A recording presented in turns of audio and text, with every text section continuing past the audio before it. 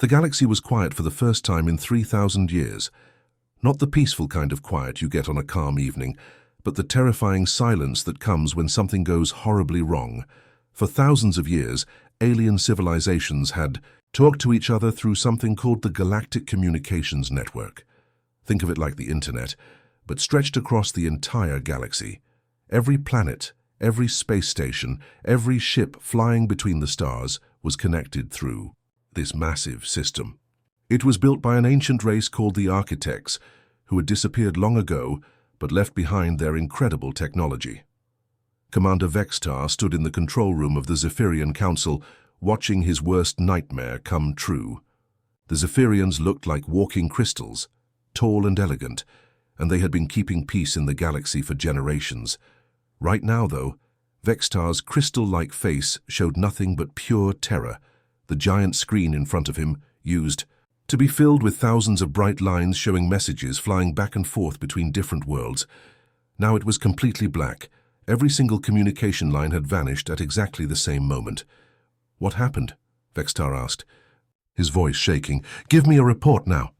His assistant, a younger Zephyrian named Kolmir, checked his instruments with trembling hands. "Sir, we've lost everything. Every single relay station across 17 sectors just went dark. The strange thing is, the stations themselves are still there. They're not broken or destroyed, they're just not working." Vextar felt his heart sink. 17 sectors meant millions of worlds, billions of alien beings, all suddenly cut off from each other. It was like someone had turned off every phone, computer, and radio in the galaxy at the same time.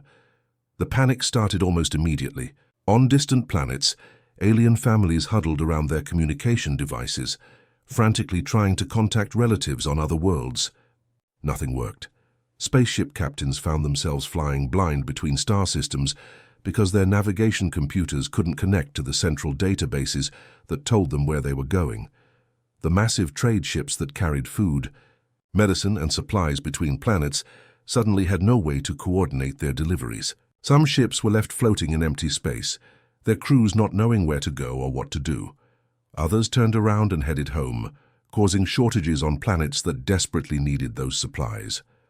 On the planet Korath, a mother named Zil-Ara tried desperately to contact her son, who was studying on a university world 3 systems away. The communication device that had always connected them instantly now showed only static. She pressed the buttons again and again, but nothing happened. Across the galaxy, millions of families were having the same terrifying experience. Military.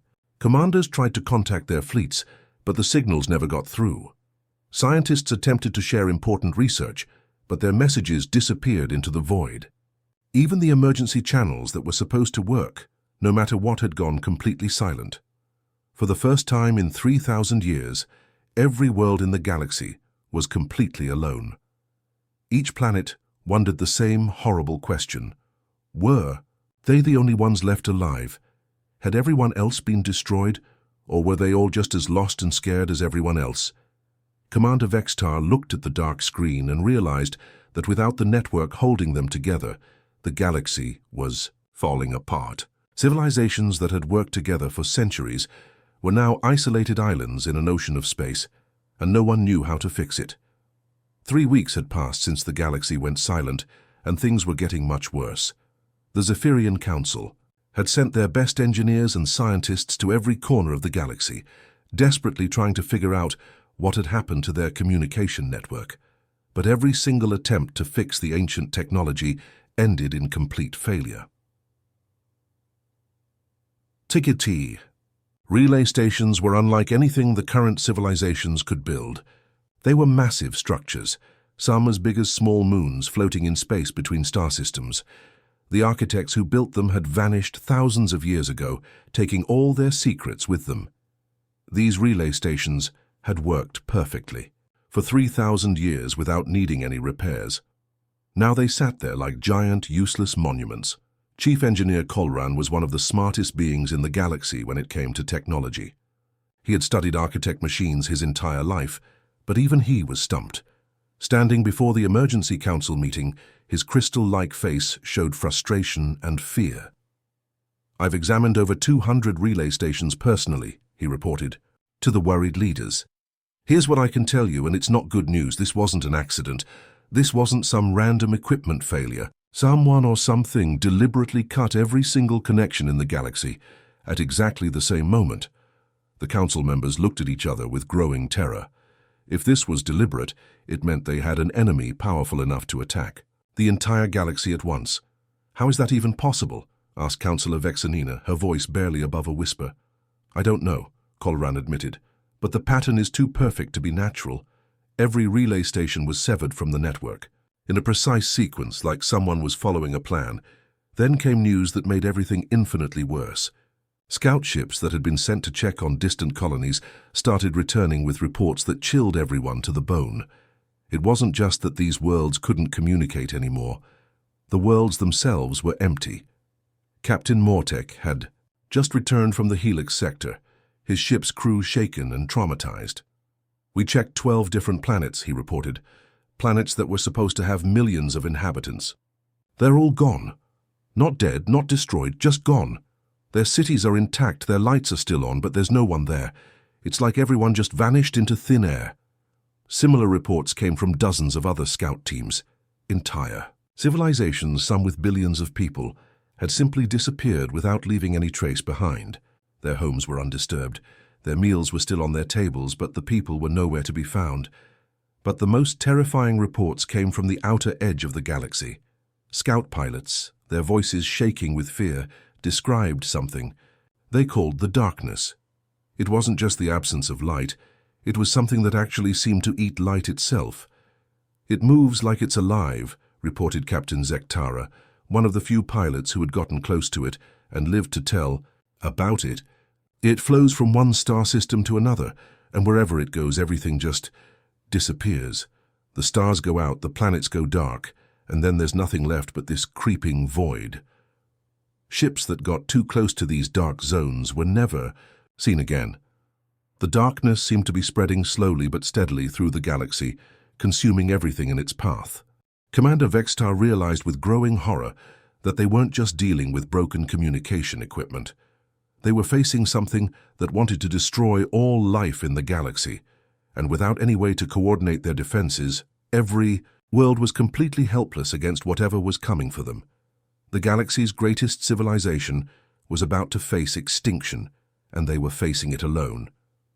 While the galaxy was falling apart and the mysterious darkness spread from world to world, one person was digging through old files in the deepest parts of the Council archives. Historian Mellara had always been fascinated by ancient history, but now she was searching for something that might save everyone. The archives were massive underground chambers filled with data crystals containing millions of years of galactic history. Most of the information was well organized and easy to find, but Mellara was looking for something much older and more mysterious. She spent days going through files that hadn't been opened in centuries, looking for any clue about the architects and their technology. On her 4th day of searching, she found something incredible. Buried in a section of files over 500 years old, she discovered records about a species that most people had completely forgotten. They were called humans. Melara's eyes widened as she read through the ancient documents. According to these records, humans had been much more than just another alien species in the galaxy. They had been master engineers and technicians who worked directly with the architects when the great communication network was first built. The files described humans as incredibly clever and adaptable. While other species specialized in one type of technology, humans seemed to understand all kinds of different systems. They could work with energy-based technology, mechanical systems, biological computers, and even the strange quantum devices that the architects preferred. Most importantly, they understood how all these different technologies could work together. But then Mellara found something puzzling. About 500 years ago, all references to humans suddenly stopped. The last entries mentioned that their home planet, called Earth, had become uninhabitable due to some kind of environmental disaster. After that, there was nothing. No death records, no final messages, no graves or monuments. The humans had simply vanished from galactic history. Mellara rushed to the emergency council meeting with her discovery. The council chamber was filled with worried leaders from dozens of different species, all desperately trying to figure out how to save their civilizations. "I found something," Melara announced, her voice shaking with excitement. There was another species that worked with the architects. They were called humans, and they understood the relay network better than anyone else. Commander Vextar looked up with interest. "Where are they now?" "That's the mystery," Melara explained. "Their homeworld became uninhabitable 5 centuries ago and they left. But here's the important part. There's no record of them dying. The files just say they departed from known space." She pulled up holographic displays showing the old records. The images showed beings that looked quite different from the crystal-like Zephyrians or the tentacled Helix people. Humans walked on 2 legs, had soft skin instead of scales or crystal formations, and seemed remarkably similar to each other compared to other species. "Look at their engineering records," Melara continued. "They didn't just help build the relay network. They designed some of the most important parts. They created the backup systems, the emergency protocols, and the quantum stabilizers that kept everything running smoothly." The council members looked at each other with growing hope. If these humans were still alive somewhere, they might be. The only ones who could fix the network and stop the spreading darkness. But Commander Vexitar raised the obvious problem. "How do we find a species that's been missing for 500 years? We can't even communicate with our own people, let alone search the entire galaxy for beings who might not even exist anymore." Melara had thought about this too. The records mention that humans were incredibly good at surviving in harsh conditions. If they're still alive, they've probably been hiding in places where no one else would think to look.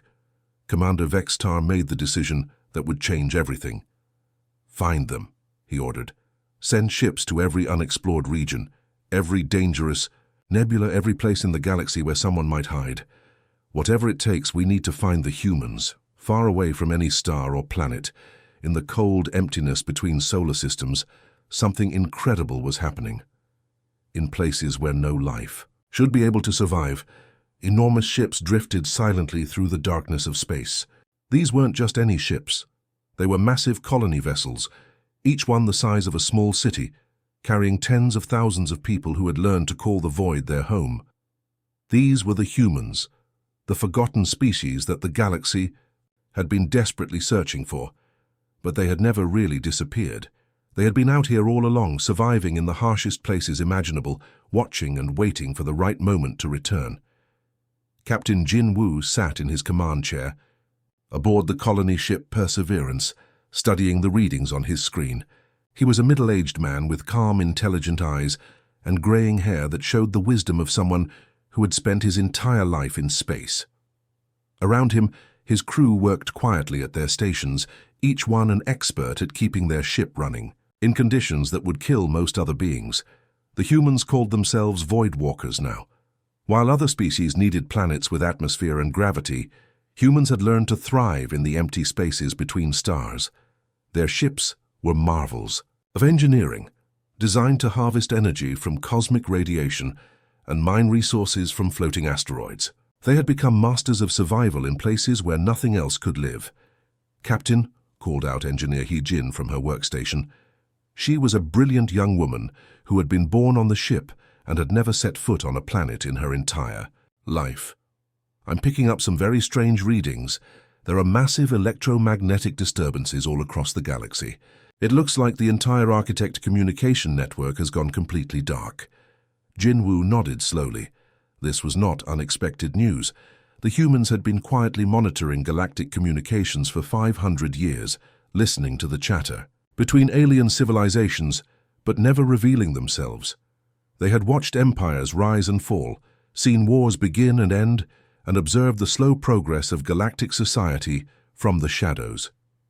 "This is what we've been waiting for," Jinwoo said, quietly. "How many of our ships are responding?" Engineer Hyojin checked her instruments. 47 colony ships have already confirmed they received the awakening signal. More are coming online every hour as their long-range sensors detect what's happening. What the aliens didn't know was that when the architects built the galactic network centuries ago, they had hidden special protocols deep within human technology. These weren't just communication systems. They were emergency beacons designed to activate when the galaxy faced its greatest threat. The humans had been more than just helpers when the network was built. They had been chosen as guardians, specially selected by the architects to watch over the galaxy from the shadows. When Earth became uninhabitable, the humans didn't just flee randomly into space. They had followed a plan laid out by the architects themselves. For 5 centuries, human colony ships had been scattered throughout the galaxy's most remote regions. They had hidden in asteroid fields, nebulae, and the dark spaces between stars where no one else would think to look. All this time, they had been preparing for this exact moment. Communications Officer Do Hyun looked up from his station with excitement in his voice. "Captain, we're receiving signals from colony ships all across the galaxy. The determination, the endurance, the hope, they're all awakening from their long sleep." Jinwoo smiled for the first time in years. After 500 years of exile, humanity was about to reveal itself to a galaxy that had forgotten they ever existed. But they weren't returning as refugees or beggars. They were coming back as the guardians they had always been meant to be, armed with technology and knowledge that could save everyone. The Void Walkers were ready to answer the galaxy's call for help. Captain Jinwoo stood in the center of his ship's command room, staring at an incredible sight. The holographic display in front of him showed a 3-dimensional map of the entire galaxy, and on that map, dozens of bright dots were moving toward each other from every direction. Each dot represented a massive human colony ship that had been hiding in the darkness for 500 years. The ships were enormous. Some were over 10 miles long and carried entire cities worth of people inside them. These weren't just refugees running from a dead planet. These were the descendants of Earth's greatest engineers and scientists, people who had spent centuries perfecting technology that could work in the most impossible conditions. "Captain," called out Communications Officer Do Hyun, his voice filled with amazement. "We're getting messages from the Zephyrian Council. They're actually sending search teams to look for humans. They're trying to find us." Jinwoo couldn't help but smile. It was almost funny in a sad way. For 500 years, the humans had been watching the galaxy, listening to their communications, observing their struggles. The aliens had completely forgotten that humans had ever existed, treating them like some ancient myth. Now, when they desperately needed help, they suddenly remembered the species they had written off as extinct. "It's ironic, isn't it?" Jinwoo said to his crew. "They spent centuries thinking we were dead, and now they're desperately searching for us." Chief Engineer Hae-jin walked up to the captain, carrying a tablet computer filled with data. She was one of the smartest people on the ship, someone who understood technology better than almost anyone in the galaxy. Her face was serious as she showed Jinwoo her analysis. "Captain, I've been studying the network failure," she said. "This isn't just some equipment malfunction. The pattern of the breakdown matches something in our historical archives, something called the Shadow Swarm threat protocols." Jinwoo's expression became grim. He knew about the Shadow Swarm from the secret files the architects had left with humanity. They were creatures made of living darkness, entities that existed in the space between galaxies and fed on energy and information. They were the reason the architects had built the communication network in the first place. The network wasn't just for communication, Hae-jin continued. It was designed as a prison, a way to contain the Shadow Swarm and keep them from spreading through the galaxy. Now that containment system has failed, and they're free to consume everything. The Shadow Swarm were unlike any enemy the galaxy had ever faced. They weren't invaders with ships and weapons. They were something far worse, creatures that could eat light itself, consume the electromagnetic energy that all modern technology depended on.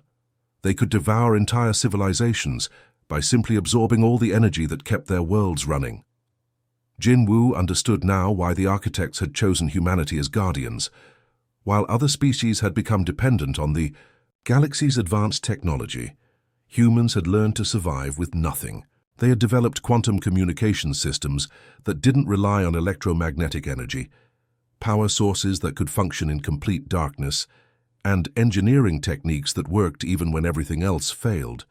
"How many ships are fully operational?" Jinwoo asked.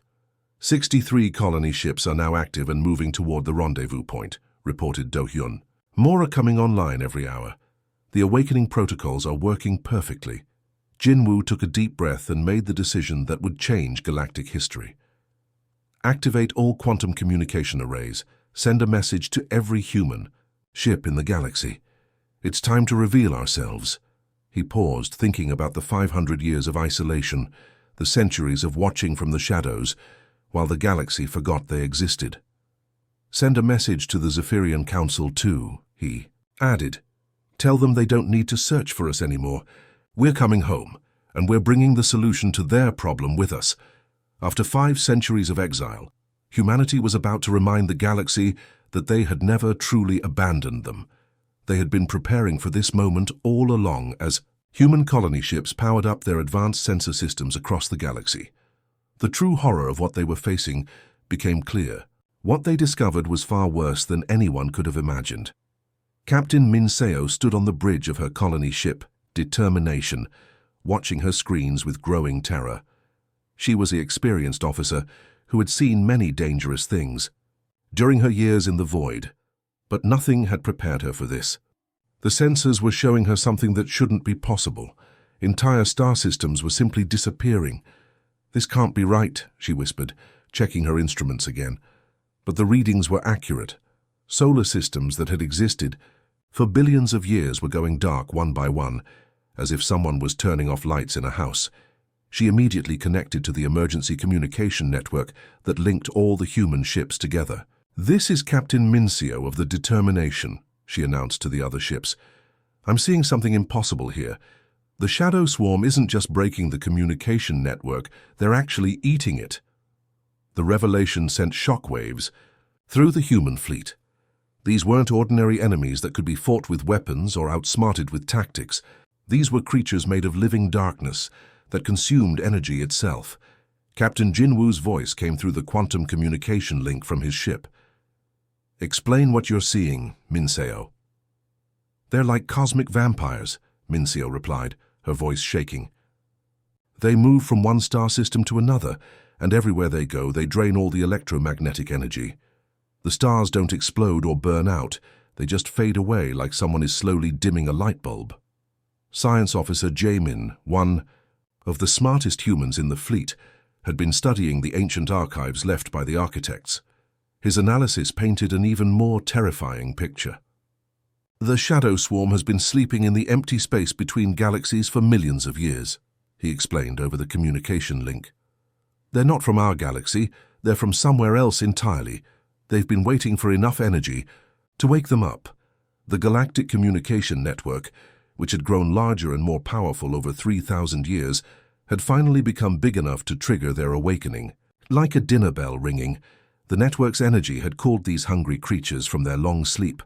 Think of them as living black holes, Jamin continued. But instead of just pulling in matter, they consume all forms of energy. Light, heat, electricity, even the energy that holds atoms together. When they're done with a star system, there's literally nothing left. Captain Jinwoo asked the question everyone was afraid to hear answered. How much time do we have? Jamin worked frantically at his computer, calculating the creature's speed and direction. The numbers were devastating. At their current rate of expansion, they'll reach the center of the galaxy in about 6 months.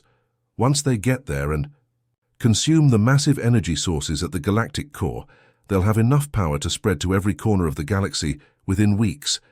The silence that followed was deafening. Every human in the fleet understood what this meant. After 6 months, there would be no more stars, no more planets, no more life anywhere in the galaxy. Everything would be consumed by these creatures of living darkness.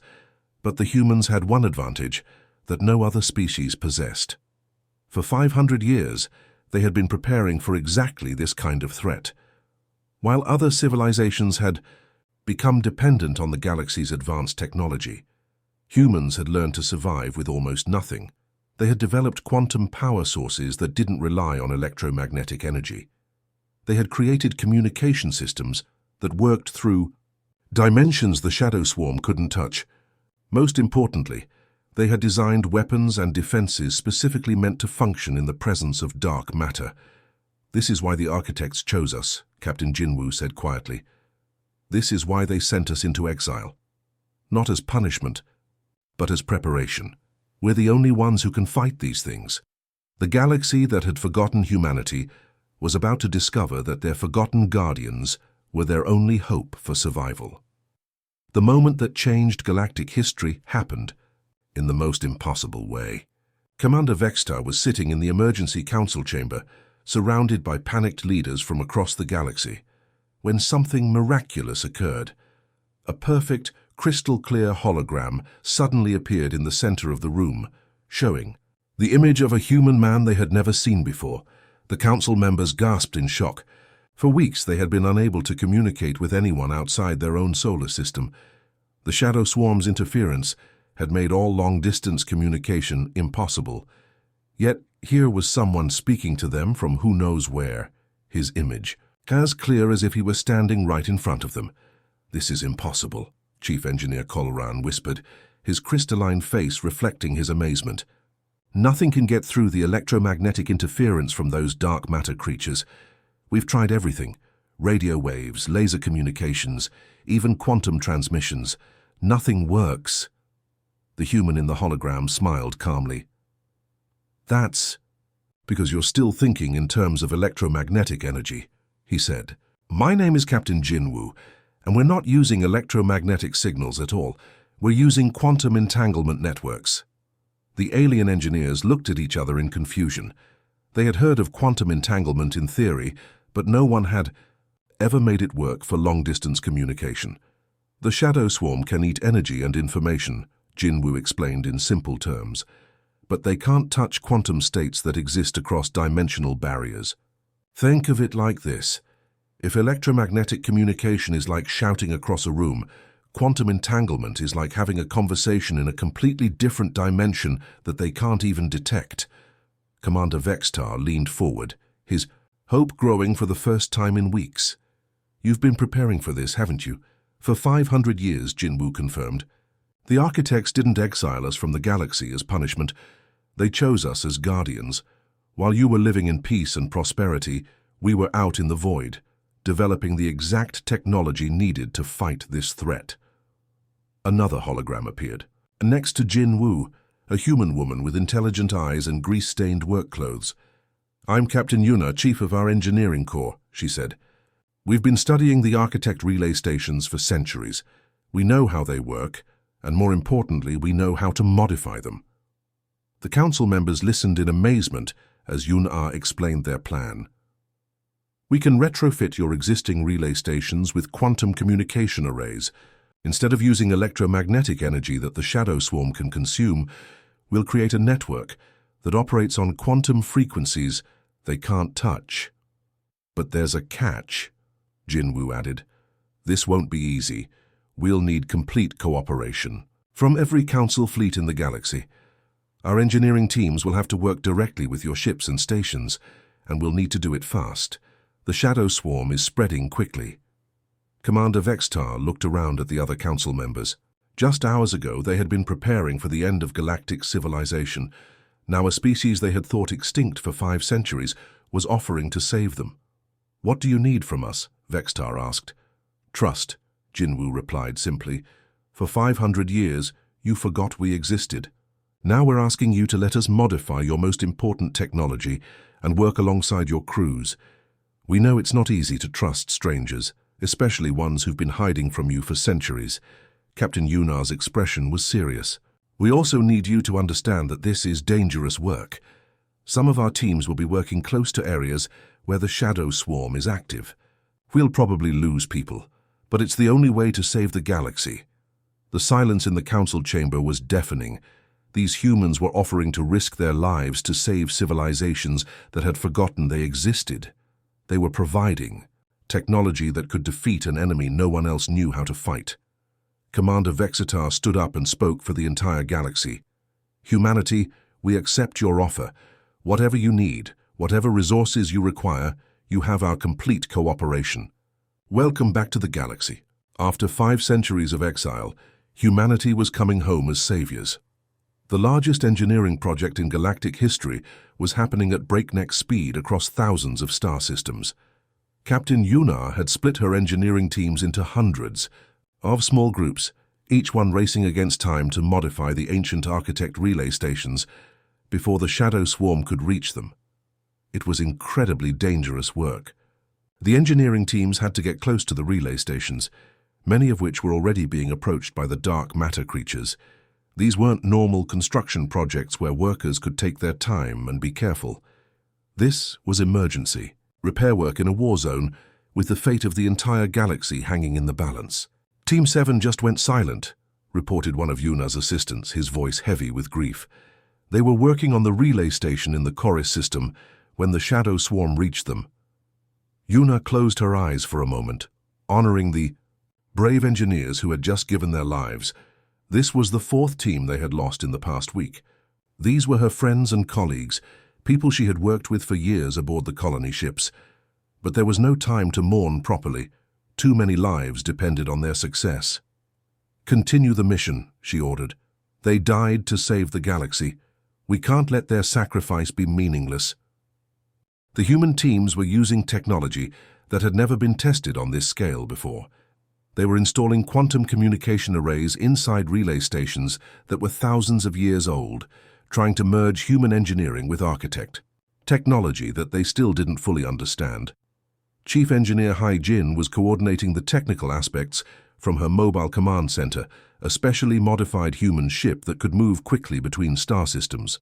Her screens showed the progress of hundreds of teams working simultaneously across the galaxy. "The modified arrays are coming online faster than we expected," she reported to Captain Jinwoo. "Our quantum communication links are establishing connections quicker than the shadow swarm can figure out how to interfere with them."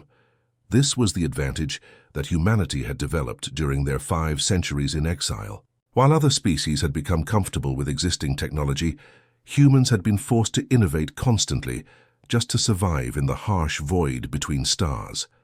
Their equipment was designed to work under the worst possible conditions. Captain Jinwoo was managing the entire operation from the bridge of his ship, Perseverance. Around him, human and alien crew members were working side by side for the first time in 500 years. Zephyrian technicians were learning to operate human quantum computers, while human engineers were figuring out how to interface with alien control systems. "Sir, I'm getting confirmation signals from all sectors," announced Communications Officer Do Hyun, barely able to contain his excitement. "Every modified relay station is now connected to our quantum network. The system is ready." But science, Officer Jaimin had discovered something even more important while studying the ancient architect files. "Captain, I've figured out why the architects built the relay network in the first place. These weren't just communication devices, they were weapons." Jinwoo turned to face him. "Weapons?" "The architects designed the relays to generate specific quantum frequencies that can destabilize dark matter at the molecular level," Jaimin explained. "They built the entire network as a galaxy-wide defense system against the shadow swarm. When we modify the relays with our quantum technology, we're not just restoring communication, we're arming the greatest weapon ever created." The realization sent excitement through the human fleet.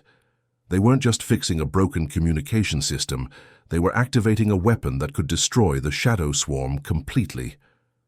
Captain Jinwoo took a deep breath and opened a communication channel to every human ship and every alien fleet in the galaxy. "This is Captain Jinwoo to all forces. We're about to activate the quantum resonance cascade. In a few minutes, we're going to send these creatures back to the empty space where they belong." He paused, thinking about the long journey that had brought humanity to this moment. 500 years ago, we were exiled from this galaxy. Today, we're saving it.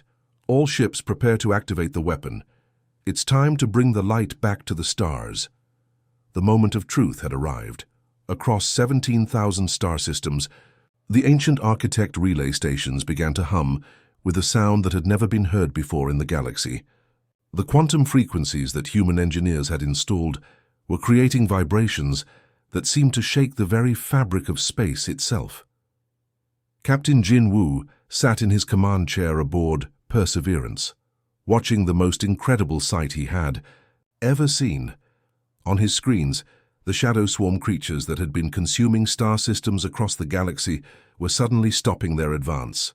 The dark matter entities that had seemed unstoppable were now writhing and retreating as if they were in terrible pain.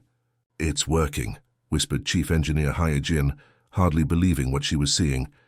"The quantum resonance cascade is actually working. The weapon that the architects had built thousands of years ago was finally being used for its true purpose." The relay stations weren't just sending communication signals. They were generating frequencies that tore through dark matter like sunlight cutting through fog.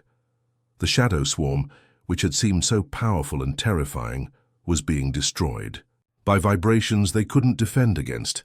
Across the galaxy, the darkness began to retreat. Stars that had been dimmed by the creature's presence started shining brightly again. Planets that had been going cold as their energy was drained suddenly came back to life. The creeping void that had been spreading from system to system was being pushed back toward the edge of the galaxy. "Captain," announced Communications Officer Do Hyun, his voice shaking with excitement, "we're getting reports from everywhere. The shadow swarm is retreating. They're actually running away from us." Jinwoo allowed himself a small smile. After 500 years of preparation, after losing good people in the fight to save the galaxy, they had finally succeeded. The quantum weapon was driving the dark matter creatures back to the empty space between galaxies where they belonged. Within hours, the last of the shadow swarm had fled beyond the galaxy's edge, disappearing into the cosmic void where they could no longer threaten any living world. The ancient relay network came fully online, and for the first time in months, clear communication signals began flowing between star systems again. "Captain," Do-hyun called out, barely able to contain his joy, "we're receiving a formal message from the Zephyrian Council. They want to officially welcome humanity back into the galactic community." The celebration that followed lasted for days. On every human colony ship, crews who had lived their entire lives in exile finally learned what it felt like to be welcomed home. After centuries of hiding in the void, watching the galaxy from the shadows, they were finally being invited to take their place among the stars again. Months later, Captain Jin Woo found himself standing in the great council chambers, the same place where galactic leaders had met for thousands of years. But this time was different. He wasn't representing exiles or refugees.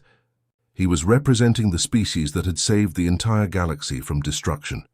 The chamber was filled with representatives from thousands of different species, crystal-like Zephyrians, tentacled creatures from the outer rim, gaseous beings from the nebula worlds, and dozens of other alien races. All of them were looking at Jinwoo with respect and gratitude. "Humanity accepts the Council's invitation," Jinwoo announced, his voice carrying clearly through the vast chamber.